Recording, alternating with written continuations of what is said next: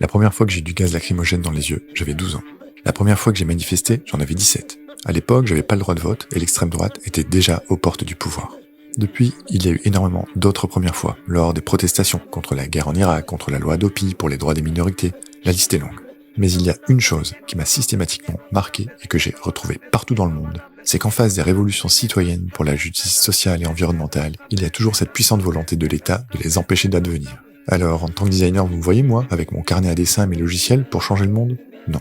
C'est pourquoi j'ai décidé d'étudier pendant 2 années le sujet du design des outils de lutte citoyenne pour en faire un guide pratique à mettre dans les mains de tous. Dans ce livre, j'y ai mis toute l'intelligence collective et citoyenne que j'ai pu trouver au travers de mes recherches, de mes entretiens et des interviews avec des journalistes comme David Dufresne, Olivier Tesquet, des militants comme ceux de la Quadrature du Net, des économistes comme Paul Rocher, des historiennes comme Mathilde Larère, des hackers comme Bluetooth. Bref, ce livre flirte avec les limites entre l'esprit du hacking et celui de la contestation. C'est pour ça que je l'ai appelé Hacker Protesteur.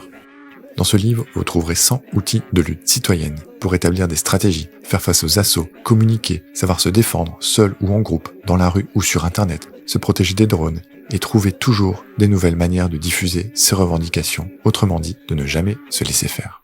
Et c'est disponible dès maintenant sur hckr.fr.